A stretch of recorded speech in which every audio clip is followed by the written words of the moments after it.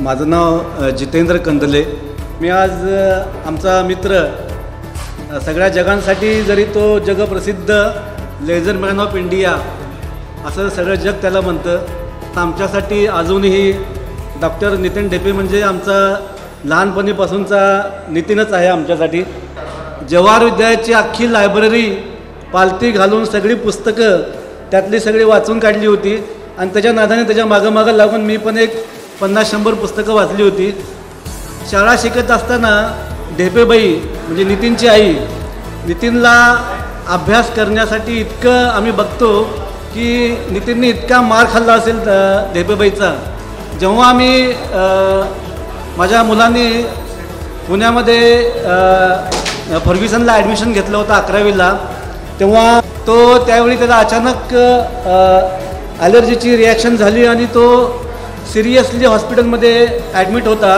त्यावेळी माझ्या मुलासाठी जर पहिलं कोणी गेलं असेल हॉस्पिटलमध्ये आणि माझ्या मुलाला ICUमध्ये ॲडमिट केलं आणि त्याच्याबरोबर रात्रभर जर कोणी थांबला असेल तर ते योगिता वहिनी आणि नितीन, म्हणजे मागच्या वर्षीची एक आठवण आहे।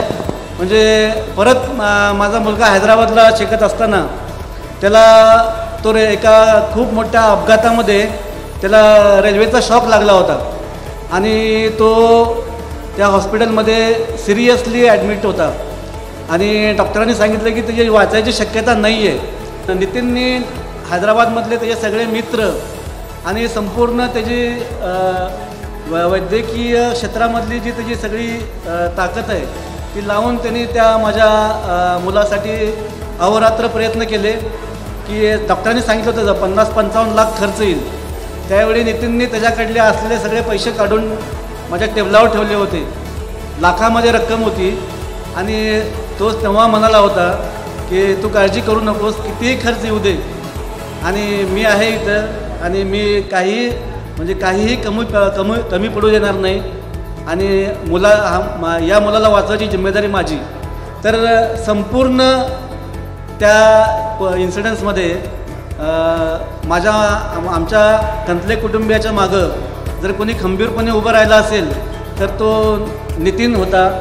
मला वाटतं हे कार्यक्रम वगैरे करायचं कारण काय असेल तर तो ढेपेबाईसाठी हे सगळं करतो की आपल्या आईला ते दाखवायचं असतं, बाबा आई बघ म्हणजे हे कार्यक्रम हे कसं करतोय ते।